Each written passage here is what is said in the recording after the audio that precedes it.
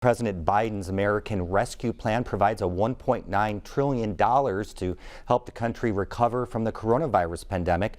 Part of the plan includes an expanded child tax credit for 2021 that will provide direct payments to parents. The IRS announced this week those will start in July. Mitch Legan reports that for many families, the relief can't come soon enough. Every day, life seems to be inching closer to normal. The weather's getting warmer, businesses are hiring, and more people are getting vaccinated. But in the Carey household on Bloomington's South Side, things are far from normal. Hopefully I'll be able to go full-time soon. I was talking to my boss about it. Eliza Carey was working full-time as a retail manager when the pandemic hit. School went virtual and her kids' grades started slipping. She knew she had to make a change. I was like, okay, this is not gonna work. It's just, it's not, especially with them being home and them needing my attention. So now I'm part-time with IU Health. It's been a trade-off. She now has time to help with things like schoolwork, but it's harder to make ends meet. Yeah, so much school, right? It's the same situation in countless Hoosier households. Low to moderate income families are still having those impacts. In some ways, it's even worse because service sector workers were so impacted by this particular downturn. Over 800,000 Hoosiers live in poverty, and more than a quarter of them are children. For a family of 4, that's an annual income of less than about $26,000. Those numbers are pre-pandemic, though.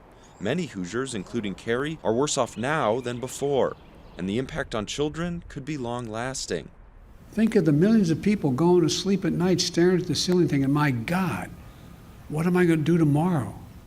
According to some experts, the expanded credit could cut child poverty in half. It'll increase the child tax credit to $3,600 per child under 6 and $3,000 for kids up to 17.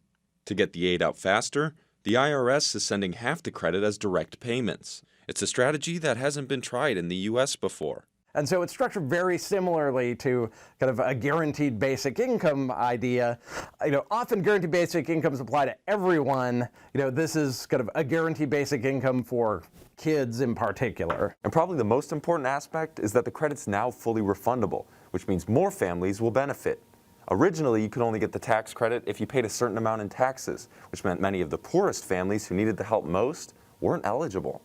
The Center for Budget and Policy Priorities estimate that 1.4 million Hoosier children under 18 will benefit from this expansion in some way.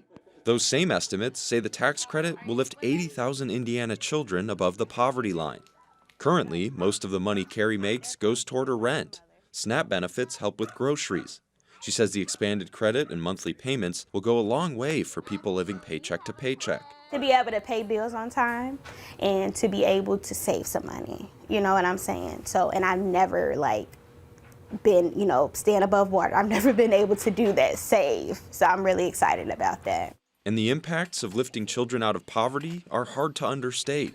They're more likely to graduate high school and go to college, and less likely to be involved in criminal activity. They tend to live longer and healthier lives. The list continues. As a parent, you always want your kids to be better than you. You know what I'm saying? And that's what I want for them, me and their father.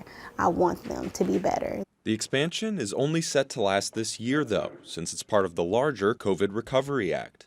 But prominent Democrats, including the president, have said they'd like to see it stick around as part of broader anti-poverty efforts. A few Republicans have pitched similar programs, but say the current iteration of the credit will encourage government dependence and lead to inflation. If you're writing off $3,000 per kid, for huge numbers of families, I mean, that's, for a lot of families, that's the entire tax bill, and then you're sending money out the door. Politicians will be debating the expansion's effectiveness soon enough.